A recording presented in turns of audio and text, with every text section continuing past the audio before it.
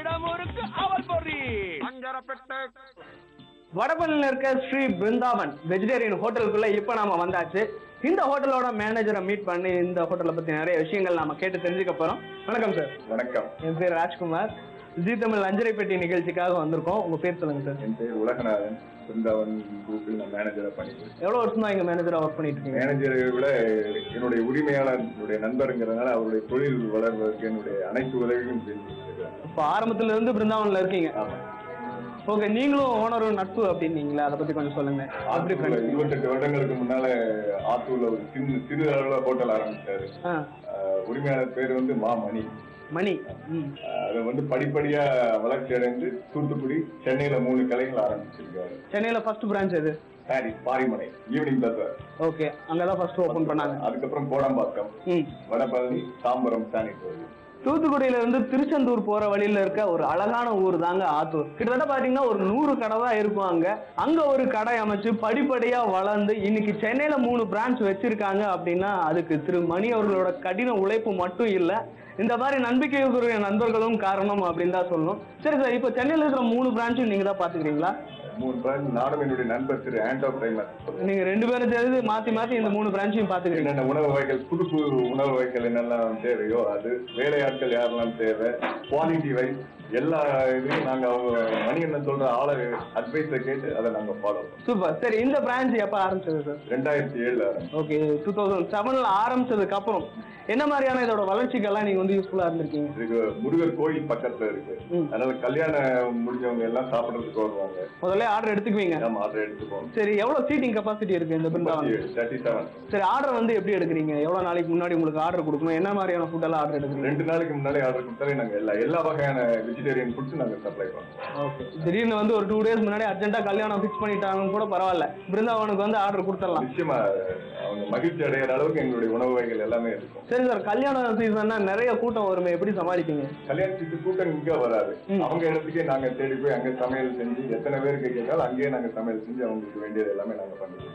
சரி, ஒரு தலைக்கு என்ன சார்ஜ் பண்றீங்க சார்? அது according to the food. Okay, ஒரு சிம்பிளா ஒரு மெனு சொல்லி அதுக்கு என்ன சார்ஜ் பண்றீங்கன்னு சொல்லுங்க. கூட்டு, பொரியல், பச்சடி, அப்பளம், மோர், ஊறுகாய், ரைஸ், இலை, மீல்ஸுக்கு தேவை ஒரு ஃபுல் மீல்ஸ், ஒரு ஸ்வீட் எல்லாத்துக்கும் சேர்த்து நாங்க 75 சார்ஜ் பண்றோம். ஓகே, ஃபுல் மீல்ஸ் 75 வித் ஸ்வீட்டோட 75 சார்ஜ் பண்றீங்க. சரி, இதை டிஃபனா இருந்தா எவ்வளவு சார்ஜ் பண்றீங்க? இட்லி, பொங்கல், வடை, காஃபி, ஒரு ஸ்வீட் 60 rupees சார்ஜ் பண்றோம். 60 rupees தான். டிஃபனுக்கு 60 ரூபாய் மட்டும் தான் சார்ஜ் பண்றீங்க. இதே ஃபுல் மீல்ஸ்னா 75. இதுல வெரைட்டிஸ் உண்டு. 75ல 110, 150 வரையும் வெரைட்டிஸ் இருக்கு. ஓகே, வித்தியாசமான டிஷ் என்னென்ன இருக்கு இங்க? வித்தியாசமா நாங்க வடபழனில ஸ்டைல் வெஜ் ஆம்லேட் ஒன்று பண்றோம். வெஜ் ஆம்லேட், அப்புறம் ஆத்தூர் கொத்து பரோட்டான்னு ஒன்று பண்றோம். வேற கோதுமை தோசை, ராகி தோசை. கோதுமை தோசை, ராகி தோசை, அது இங்க ஃபேமஸ். அடை அவியல். ஆமா. அப்புறம் சாம்பார்ல நாங்க சின்ன வெங்காயம், அந்த சின்ன வெங்காயத்துல பிளட் சர்க்குலேஷன் நல்லா இருக்கும், பிளட் கிளீன் ஆகும். சூப்பர். அதனாலதான் அதனுடைய கருத்தே அதான். பொங்கல் இப்ப நீங்க ஒரு பொங்கல் சாப்பிட்டீங்கன்னா அதுல 6 முந்திரி இருக்கும் வித் கீ. முந்திரி, நெய், மிளகு எல்லாம் பொங்கல்ல இருக்கு. ஓனர் குவாலிட்டி வைஸ் காம்ப்ரமைஸே பண்ண முடியாது. உதாரணமா ஆனியன் இடையில ரொம்ப ரேட் இருந்தது. பட் மணி சார் ஆனியன் நம்ம கட் பண்ணவே கூடாது, ரேட்டையும் கூட்டக்கூடாதுன்னு சொல்லிட்டாரு. மோர்ல கருவேப்பிலை, இஞ்சி, கொத்தமல்லி எல்லாமே மிக்ஸ் ஆயிருக்கும். வெறும் பிளேன் மோரா இருக்காது. நிறைய விஷயங்கள், நல்ல விஷயங்கள் ஃபுட்ல கொடுத்துட்டு இருக்கீங்க. மணி ஆத்தூர்ல இருந்தாலும் அங்கிருந்து நிறைய விஷயங்கள் உங்களுக்கு ஃபாலோ பண்ணிட்டு இருக்காரு இல்லையா? ஃபீட்பேக் தான். அப்படியா?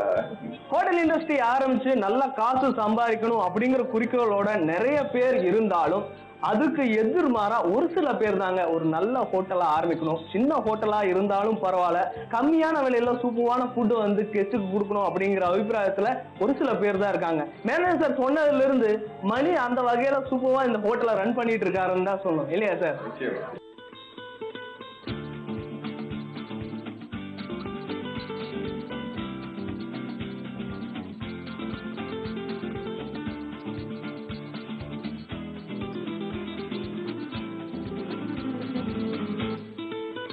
இன்னும் இந்த ஹோட்டலை பத்தி ஒரு சில விஷயங்கள் எங்க கூட ஷேர் பண்ணிக்கங்க. உங்க ஃபேமிலியை பத்தி முதல்ல சொல்லுங்க. எனக்கு என் மனைவி டீச்சரா இருக்காங்க. என்னுடைய ஒரே பொண்ணு +2 எழுதியிருக்காங்க. இந்த ஹோட்டல்ல நான் திரு மணி அவர்களுக்கு உறுதுணையா இருப்பது போல் என்னுடைய நண்பர் திரு ராஜன் அவர்கள். அவர் வேலை காரணமா இன்னைக்கு இந்த நிகழ்ச்சியில பங்கேற்க முடியல. அப்புறம் அண்ணனோட பையனும் BE முடிச்சுட்டு இந்த துறையில அவரும் ஃபுல் இன்ட்ரெஸ்டோட இருக்காரு. Due to some unavoidable circumstances அவரும் இந்த நிகழ்ச்சியில பங்கேற்க முடியல. நிச்சயமா அடுத்த நிகழ்ச்சியில பங்கேற்பார். கண்டிப்பா சென்னையில ஒரு முக்கியமான ஏரியாவில் இந்த பிருந்தாவன் ஹோட்டல்ல ஆரம்பிச்சு அதுவும் நல்லா சக்சஸ்ஃபுல்லா நல்ல குவாலிட்டியான ஃபுட்டும் எல்லாருக்கும் கொடுத்துட்டு இருக்கீங்க. சரி, ஓகே, நீங்க ஆர்டர் பண்ண டிஷ் இப்போ வரப்போகுதுன்னு நினைக்கிறேன். அதை சாப்பிட்டு நான் எப்படி இருக்குன்னு டேஸ்ட் சொல்ல போகணும் வியூவர்ஸ்க்கு. நிச்சயமா டேஸ்ட் நல்லா தான் இருக்கும். Okay, super. நீங்க ஆர்டர் பண்ண ஆத்தூர் கொத்து பரோட்டா வெஜ் ஆம்லேட்.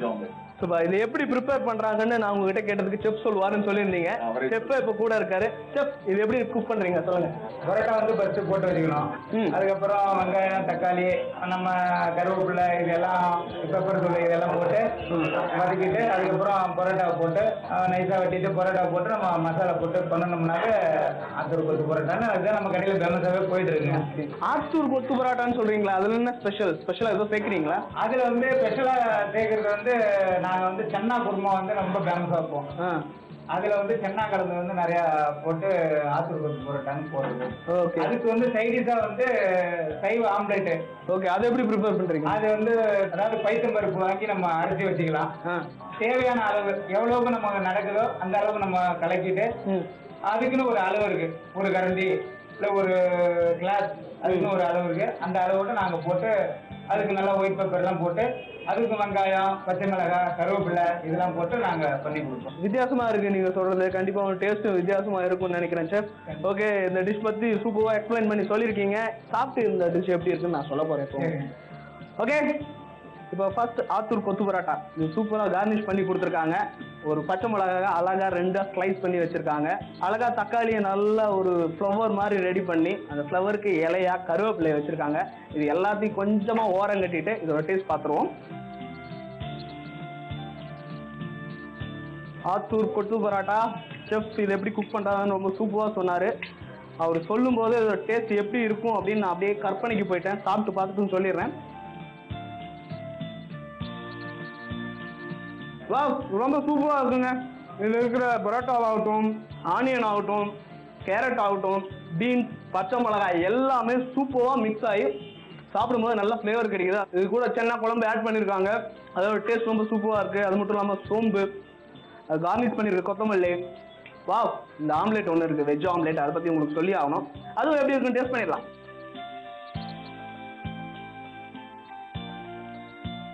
நம்ம வந்து நிறைய கேரக்டர் வந்து மீட் பண்ணியிருப்பாங்க லைஃப்ல. நான் வந்து ஃபுல் வெஜிடேரியன், முட்டை கூட சாப்பிடவே மாட்டேன் அப்படின்னு. ஆனா இது டிக்டோ வந்து முட்டை ஆம்லேட் தாங்க சொல்லணும். ஏன்னா இதோட வாசனையிலிருந்து இதோட டேஸ்ட் வரைக்கும் எல்லாமே ஈக்குவல் டு முட்டை ஆம்லேட் மாதிரியே தான் இருக்கு. ஆனா நிஜத்துல இது முட்டை ஆம்லேட் கிடையாது, பச்சைப்பயிறு மாவுல செஞ்ச வெஜ் ஆம்லேட். தாராளமா நீங்க வெஜிடேரியனா இருந்தா வீட்டுல டெய்லியும் கூட இந்த ஆம்லேட்டை செஞ்சு சாப்பிடலாம். அப்படி வீட்டுல செய்ய முடியல அப்படின்னா பிருந்தாவன் ஹோட்டல் பக்கம் வந்தீங்கன்னா இதை ஆர்டர் பண்ணி சாப்பிடலாம். இதோட விலை ரொம்ப கம்மி தாங்க, 35 ரூபா இந்த செட்டு.